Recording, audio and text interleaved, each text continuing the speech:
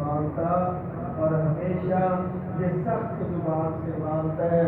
اسی لیے قرآن نے جیسا کہ بیان کیا اشداء علی الکفار رحماء بینہم، پیغمبر علیہ السلام کی جماعت کافروں کے لیے سخت تھی، اپنے لیے نرم تھی، اپنے لوگوں کے لیے.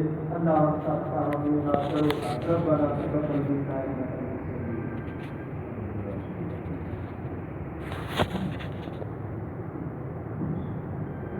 جزاكم الله خيرا. سبحان الله وبحمده أشهد أن لا إله إلا أنت أستغفرك وأتوب إليك.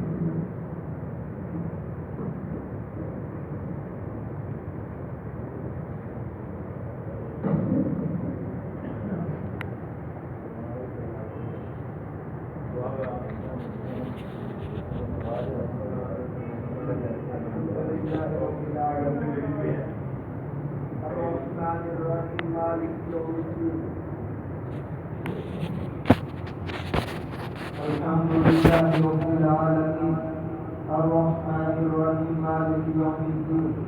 اللهم صل على محمد وعلى آل محمد كما صليت على إبراهيم وعلى آل إبراهيم إنك حميد مجيد.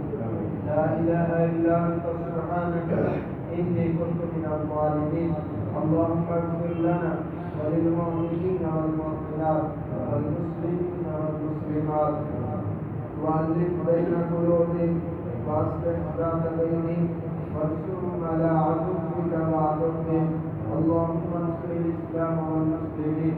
اللهم انصر الجهاد والمجاهدين.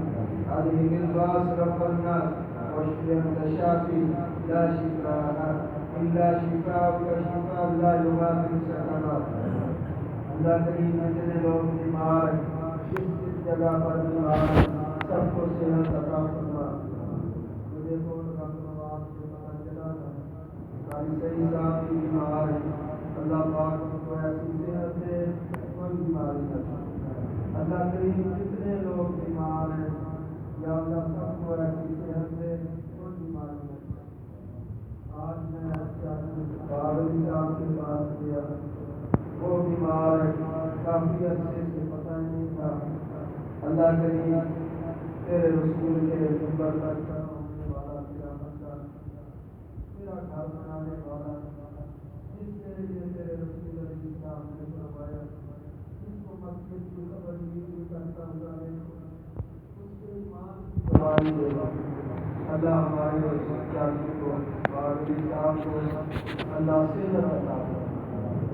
اگر صحت دینے کا آپ سے کوئی پوچھنے والا نہیں.